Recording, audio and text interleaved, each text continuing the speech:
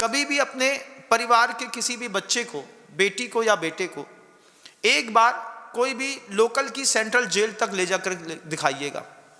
मैं अभी जब सागर जेल में गया, 1480 से ऊपर विचाराधीन कैदी, आरोपी हैं, अपराधी नहीं है, लेकिन जेल के अंदर हैं।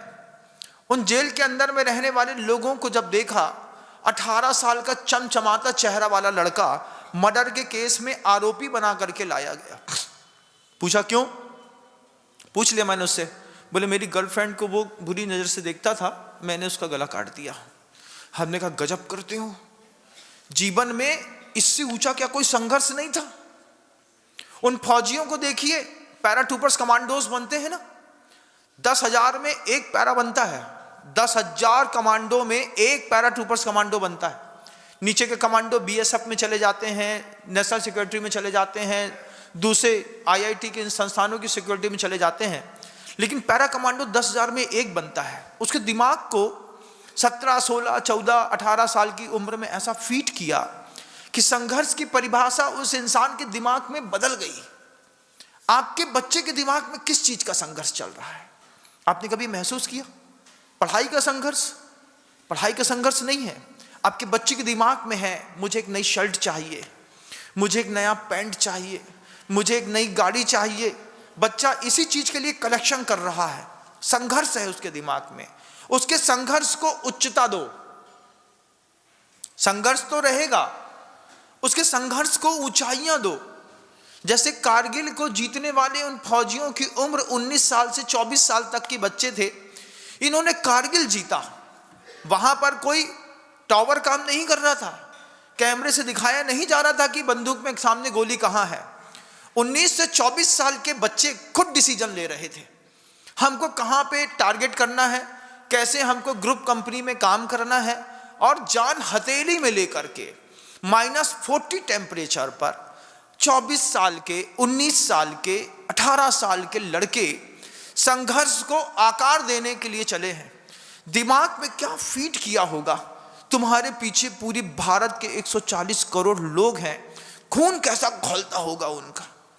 जब उनको उनकी पूरी ड्रेस पहना दो, बम दे दो, असला दे दो, AK-47 दे दो, बंदूक की गोली दे दो, चलाने के लिए परमिशन दे दो, फिर देखो वो फौजी क्या कमाल करते हैं। उस तरफ आतंकवादी कमाल करते, उनको भी दिखाया गया।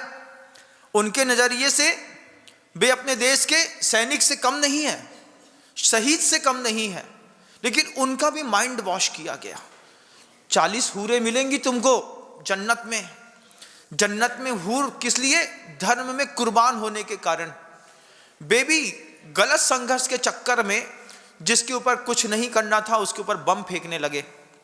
जैसा आतंकवादियों और सैनिकों के बीच के संघर्ष की मानसिकता रहती है, ऐसी ही कुछ मानसिकता माता पिता का कर्तव्य होता है कि अपने बच्चे की उम्र रहते उनको संघर्ष को डाइवर्ट कर देना पड़ता है। अगर आपने उस संघर्ष को डाइवर्ट नहीं किया तो बच्चे बहुत हल्की न्यू सेंस में अपनी जिंदगी बर्बाद करते हैं। बच्चे की टेंडेंसी क्या है? हमारा काम नहीं सदेगा, हम आत्महत्या कर लेंगे। क्या है बताओ? 12th क्लास में कोई बच्चा पास नहीं हुआ, बच्चे ने खून करके नदी में जान दे दी। उसके जीवन में पढ़ाई संघर्ष थी, पिता को बताना चाहिए था। मैं छोटी उम्र में था, मुझे बहुत अच्छे से याद है, 5th क्लास में पिताजी ने मुझसे मेरी मार्कशीट पूछी। उनको पता था कि आज बच्चे का रिजल्ट आने वाला है। बच्चे का रिजल्ट आया, उन्होंने मार्कशीट देखी, 5वीं क्लास में देखा 3rd डिवीजन। तो पिताजी ने मुझे ऑब्जर्वेशन किया। ऑब्जर्वेशन करके देखा कि इसका पढ़ाई में बहुत ज़्यादा मन नहीं लगता है, physics, chemistry, math, biology, science, Hindi, Sanskrit जो भी होती होगी उसमें अंडर नंबर थे, 3rd डिवीजन आया। पिताजी ने उस वक्त मेरे दिमाग में एक चीज़ फीट करी। पिताजी ने हमसे कहा, सुनो भाई साहब, हर साल पास होते जाना है, फेल हो जाओगे तो स्कूल से नाम काट देंगे। फर्स्ट सेकंड की चिंता नहीं है हमको, पास हो जाओ बस इतना जरूरी है, बस बढ़ते चलो।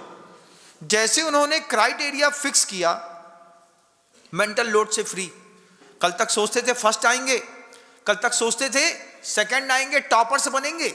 आज पिताजी ने खुद कह दिया थर्ड भी आओगे तो चलेगा, गांधी डिवीजन चलेगा, लेकिन फेल नहीं होना, मेंटली रिलैक्स। आपने अपने बच्चे को ऐसा गजब का पढ़ाई में प्रेशर देके रखा है, बेटा स्पॉट टॉप करना है, तुमको आईआईटी ज्वाइन करनी है चाहे कुछ हो जाए। अब माता पिता की उम्मीद में यहाँ इतना मेंटल फ्रस्ट्रेशन है कि अगर आईआईटी नहीं निकाल पाया, सीए नहीं निकाल पाया, सीएस नहीं निकाल पाया, दिमाग में पढ़ाई का संघर्ष दे दिया, बच्चे ने सुसाइड कर ली, हाथ में कुछ भी नहीं आया। ऐसा होता है कि नहीं होता है? भगवान से प्रार्थना है आपके घर में ना हो, आपसे भी प्रार्थना है वक्त रहते अपने बच्चे का दिमाग डाइवर्ट करिए। दिमाग डाइवर्ट करने की छोटी उम्र होती है। बोलते बेटा पाप तो दुनिया कर लेती है, अपन पुण्य कर लो, पाप तो जिंदगी भर होना है, चलो मंदिर। संघर्ष की दिशा बदलिए अपने बच्चे की। बच्चे के संघर्ष की दिशा नहीं बदली, परिवार के संघर्ष की दिशा नहीं बदली। परिवार में संघर्ष चल रहा है, एक ही परिवार के लोग घर के अंदर रह करके बिल्कुल नरक जैसा माहौल बना दिया। क्यों?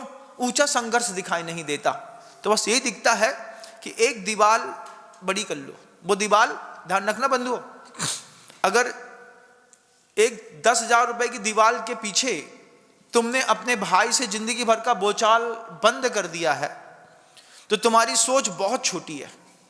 अगर आधा फीट इस तरफ भी दीवार खिंच गई होती ना, लेकिन अगर संवाद बना रहता तो संवाद बने रहने से तुम लाखों करोड़ों दोनों मिलकर कमा सकते थे। लेकिन संवाद 100% बंद है। क्यों बंद है? नहीं महाराज, उसने हमारी जमीन मार ली है। सोचो, अगर दीवार तो दीवार है, एक बार कहीं भी खड़ी कर सकते हैं, 4 फुट आगे कि 4 फुट पीछे, है ना, कभी भी खड़ी कर सकते हैं, 4 फुट पीछे भी कभी खड़ी कर सकते हैं। लेकिन उस दीवार के चक्कर में तुमने अपने भाई को छोड़ दिया। तुमको ये था बस ये यहीं से होगा महाराज, वो मानता नहीं है। तुम्हारा संघर्ष का स्तर बहुत छोटा था। संघर्ष का स्तर महापुरुषों के साथ जोड़ा जाता है। बच्चे को सिखाया जाता है बेटा अपने जीवन में तो कोई संघर्ष नहीं है, संघर्ष तो चंद्रशेखर आजाद के जीवन में था, खुदीराम बोस के जीवन में संघर्ष था, सुभाष चंद्र बोस के जीवन में संघर्ष था, महात्मा गांधी के जीवन में संघर्ष था। 5 लाख से ज्यादा लोग मारे गए, उनके जीवन में किस बात का संघर्ष था? हमारे जीवन में क्या है? कोई संघर्ष नहीं है।